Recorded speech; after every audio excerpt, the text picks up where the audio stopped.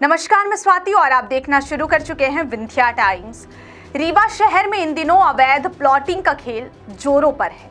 बगैर permission plotting करने और बेचने का अवैध कारोबार धड़ल्ले से जारी है, लेकिन जिला प्रशासन गंभीरता नहीं दिखा रही है। यही वजह है कि अवैध प्लॉटिंग करने वालों का हौसला बुलंद है। शिकायतों के बाद भी मॉनिटरिंग के लिए प्रशासनिक टीम स्थलों पर नहीं पहुंच रही है। समाज सेवियों ने इसको लेकर आवाज भी उठाई थी। उसके बाद खानापूर्ति कर 1-2 कार्यवाहियां की गई, लेकिन उसके बाद भी चौराहटा स्थित विंड ग्रुप और अन्य बिल्डरों द्वारा यह खेल धड़ल्ले से चलाया जा रहा है। हालांकि जो भी नियम विरुद्ध तरीके से काम कर रहा है, उन बिल्डरों पर कार्यवाही की बात जिला कलेक्टर ने कही है। रीवा में कीमती जमीनों पर प्रॉपर्टी डीलर्स की नजर गड़ी हुई है। शहर में इन दिनों अवैध प्लॉटिंग कर जमीन की खरीद फरोख्त का कारोबार तेजी से फल फूल रहा है। अवैध प्लॉटिंग के मसले पर कोई ठोस कार्रवाई प्रशासन की ओर से नहीं की जा रही है। आपको बता दें कि तौसीफ खान विंड ग्रुप के मालिक हैं, जिनके द्वारा बगैर परमिशन प्लॉट कटिंग करने और बेचने का अवैध कारोबार धड़ल्ले से जारी है, लेकिन प्रशासन इस पर गंभीरता नहीं दिखा रहा है। यही वजह है कि अवैध प्लॉटिंग करने वालों का हौसला बुलंद है। शिकायतों के बाद भी मॉनिटरिंग के लिए प्रशासनिक टीम स्थलों पर नहीं पहुंच रही है। बिल्डरों द्वारा बिना कॉलोनाइजर लाइसेंस एवं बिना लेआउट नक्शा पास कराए सहित तमाम अन्य औपचारिकताएं पूर्ण कराए बिना ही अवैध तरीके से प्लॉटिंग की जा रही है। चौराहटा स्थित विंड ग्रुप सहित कुछ और बिल्डर हैं जो इस काम को अवैध तरीके से धड़ल्ले से कर रहे हैं। उनके अंदर प्रशासन का कोई डर नहीं है, क्योंकि उन्हें पता है कि प्रशासन इस मामले में मूक दर्शक बना हुआ है।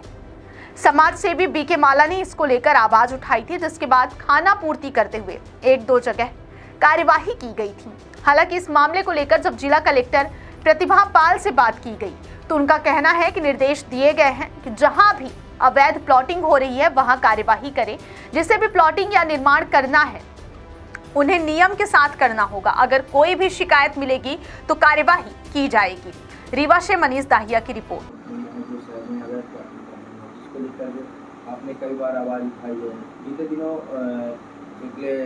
नगर निगम से एक नोटिस भी जारी की गई थी। उसके बाद आपने नगर निगम महापौर को, रीवा महापौर को आपने पत्र भी जारी किया था, कलेक्टर और कमिश्नर को, उन्होंने भी पत्र जारी किया। अभी तक कोई क्या कुछ कार्रवाई की जा रही है, क्या मानते हैं? देखिए, नगर निगम रीवा के अंतर्गत और अनुभाग रीवा के अंतर्गत बहुत सारी हर जगह प्लाटिंग हो रही हैं, जो प्लाटिंग लगभग अवैध प्लाटिंग हो रही हैं। इस विषय को लेकर हमने कई बार पत्राचार किया और हमारा ये मानना है कि रीवा में टीएनसीपी, रेरा और डाइवर्शन के अंतर्गत जो शासन के रेगुलेशन बने हैं, उनके नियमों के तहत प्लाटिंग होनी चाहिए।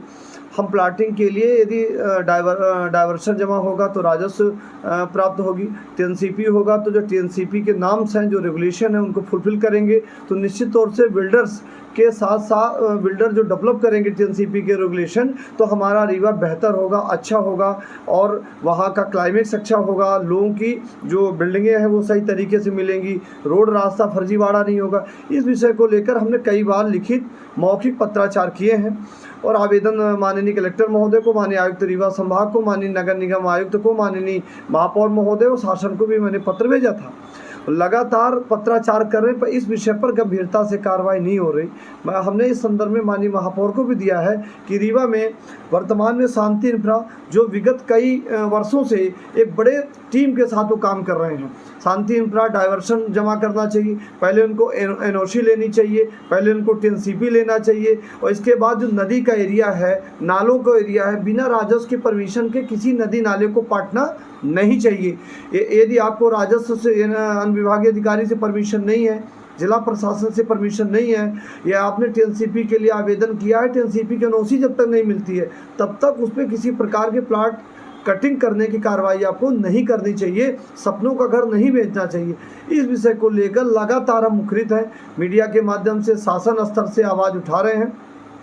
रीवा जिले में शांति इंफ्रा कंपनी काम कर रही है, AK इंफ्रा काम कर रही है, आशियाना का काम कर रही है, शाही करके विंड ग्रुप काम कर रहे हैं, या अन्य बहुत सारे ग्रुप हैं जो छोटे छोटे ग्रुप समूह बना के यहाँ काम कर रहे हैं।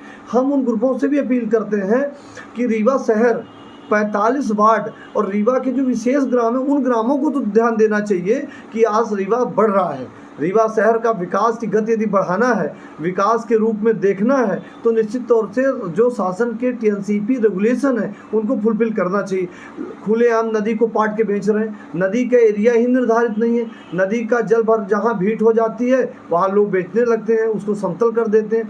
तो किसकी परमिशन से ऐसा काम कर रहे हैं, इस संदर्भ में लगातार हम पत्राचार कर रहे हैं, कलेक्टर महोदय को दे रहे हैं, कमिश्नर महोदय को दे रहे हैं, शासन को भी दे रहे हैं। क्या मानते हैं कार्रवाई क्यों नहीं की जा रही है? देखिए, बड़े स्तर के लोग हैं, बड़ी बड़ी कंपनियां बनाते हैं, यहाँ मंत्री मिनिस्टर हुआ, बड़े बड़े विधायक सांसद या इनके उद्घाटन में बुला लेते हैं, इनके यहाँ जाते हैं, तो हो सकता है दबाव हो, पर मेरा ये मानना है कि ये इससे ऊपर उठकर व्यक्तियों को सोचना चाहिए, सम्मानित अधिकारियों को सोचना चाहिए और साथ में मंत्री मिनिस्टर को सोचना चाहिए।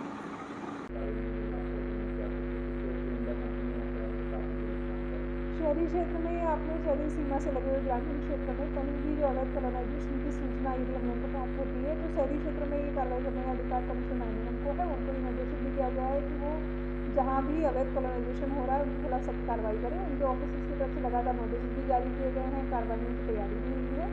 इसी प्रकार से जो शहरी सीमा से लगी हुई ग्रामीण क्षेत्र की सीमा है उसमें संबंधित एसडीएम्स को अधिकृत किया गया है और कहीं से भी संज्ञान में ये विषय आएगा और देखने में या शिकायत के माध्यम से आता है तो वहाँ हम लोग सख्ती से कार्रवाई कराएंगे। जिस किसी व्यक्ति को कॉलोनी का विकास करना है उनको प्रॉपर तरीके से कॉलोनाइजर लाइसेंस लेना चाहिए और जो सुसंगत अपनी एनओसी जो परमिशंस हैं, चाहे वो विकास अनुज्ञा हो, एनओसी लेआउट परमिशन जो टीएनसीपी से ली जाती है, ये सभी लेने के बाद ही इसमें प्लॉटिंग और आगे की जो कार्रवाई रहती है वो करें, ताकि जो अवैध कॉलोनी में प्लॉट लेकर के जो सामान्य जन परेशान होते हैं उनके लिए ऐसी स्थितियाँ ना बने कि वो अवैध कॉलोनी में प्लॉट ले लें और अपनी जमा पूंजी उनकी अटक जाती है, जिससे उनको सुविधा है।